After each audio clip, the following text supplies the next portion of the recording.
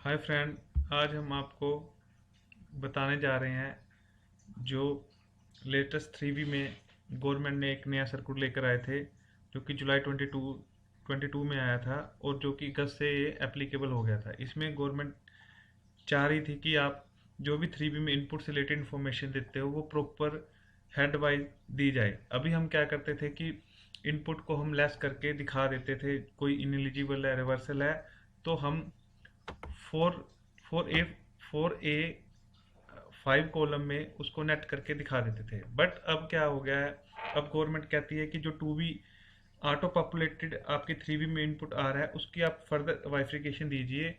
उसमें जो भी रिवर्सल है या इनएलिजिबल इनपुट है वो आप नीचे वाइफिकेशन में दिखा दीजिए, ताकि उनको प्रॉपर पता चल सके कि आपकी 2B में क्या इनएलिजिबल है, क्या एलिजिबल है और क्या रिवर्सल है। तो उसके लिए मैं आपको बताना चाह रहा हूँ कि इसमें 4 कॉलम, 4 हेड हैं हमारे, for A, B, C and D। ए तो हम ऑलरेडी करते आ रहे हैं, इनपुट से रिलेटेड हमको पता है कि उसमें क्या क्या हमने फिल करना होता है, जो कि अब ऑटो 2B से ऑटो वहाँ पे फिगर रिफ्लेक्ट होती है। उसके बाद हम आगे बात कर रहे हैं कॉलम जो में इम्पोर्टेंट कॉलम है 4B1 एंड 2। 4B अगर हम सिंपली बोलें तो 4B1 है, वो है परमानेंट रिवर्सल। एक बार आपने रिवर्सल कर दिया तो दोबारा उसको आप रिक्लेम नहीं कर सकते। और 4B2 है जो कि टेम्परेरी रिवर्सल है, जिसको आप रिक्लेम कर सकते हो। रिक्लेम आप 4D में आगे फर्दर उसको कर सकते हो। उसके लिए उन्होंने 4D कॉलम इंट्रोड्यूस कर दिया है, 4D1 and 4D2।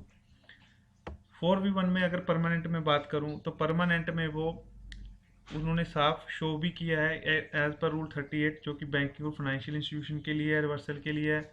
42 rule and 43 rule जो कि हमारा इनपुट एंड कैपिटल इनपुट उस केसेस में एप्लीकेबल होता है रिवर्सल, जहाँ पे हम टैक्सेबल सप्लाई भी कर रहे हैं, एग्जाम सप्लाई भी कर रहे हैं, या हमने कुछ पर्सनल यूज़ के लिए सप्लाई किया तो उस बेस पे उसको प्रोपोर्शन रिवर्सल करना पड़ता है।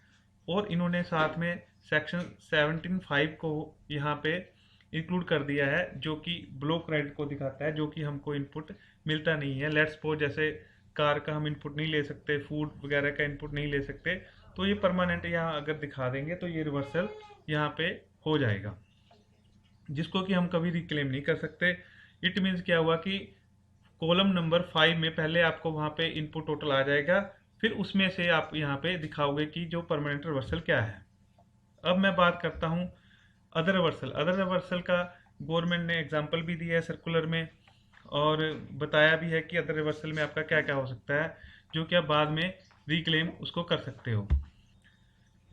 अदर रिवर्सल की अगर हम बात करते हैं तो अदर रिवर्सल में गवर्नमेंट ने हमको बताया है कि हम वो रिवर्सल करते हैं जो कि हम दोबारा रिक्लेम कर सकते हैं।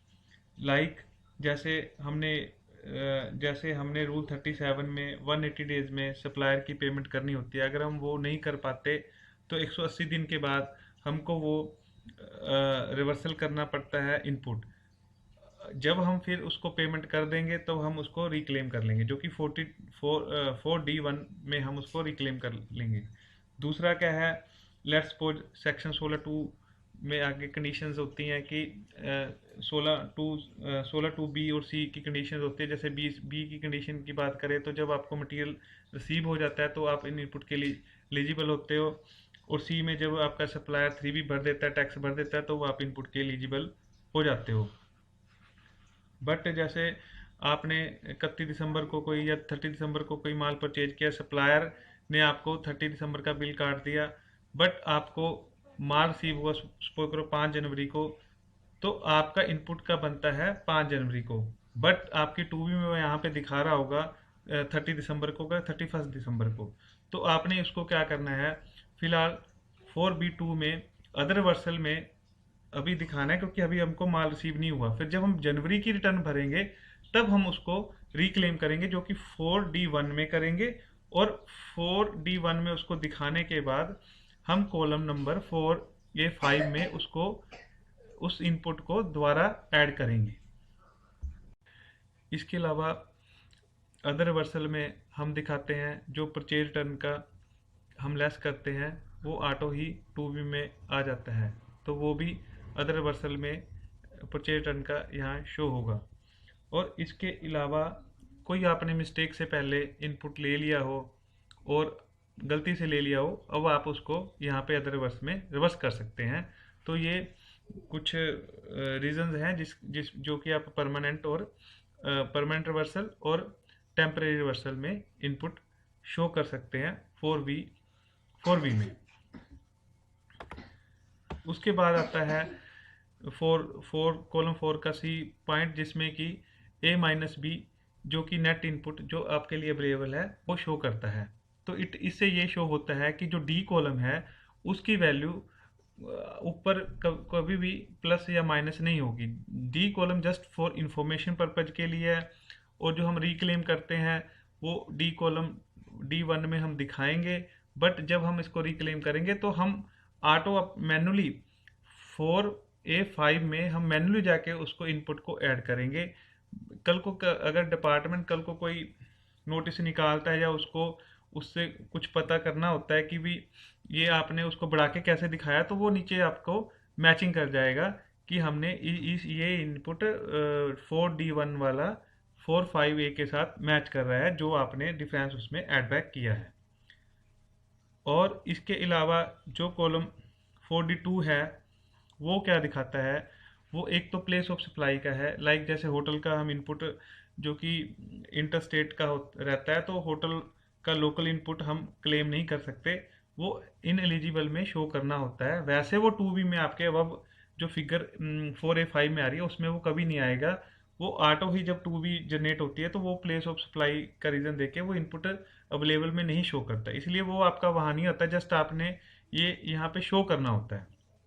इसके अलावा जो सेक्शन 16(4) है वो रिसिपिएंट के लिए ये शो करता है कि आप नेक्स्ट ईयर अप टू 30 नवंबर तक इनपुट ले सकते हो, कोई प्रीवियस ईयर का इनपुट अगर रह गया है तो वो भी अगर कोई सप्लायर नवंबर के बाद आपकी GST 1 भरता है तो वो आपके 2B में रिफ्लेक्ट नहीं करेगा, 2B उसको इन एलिजिबल में दिखाएगा, तो वो पर वो 4A5 में नहीं शो होगा।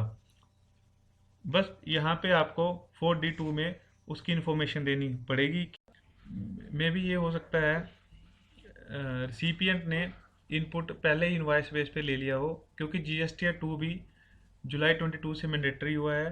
सप्लायर ने हो सकता है कि अपने GST 1 में नवंबर के बाद उसको दिखाया और यहाँ पे इनएलिजिबल ये दिखा रहा है, तो ये बात का मैटर है।